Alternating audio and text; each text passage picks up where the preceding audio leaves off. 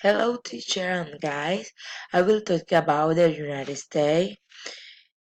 The United States is located in the center of North America. It borders Canada in the north and Mexico to the south. The fellow have 15 stars. The star represents the state of the United States.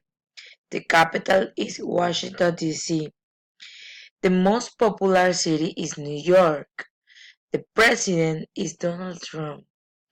The Statue of Liberty is one of the most famous sculptures in the world and is an icon.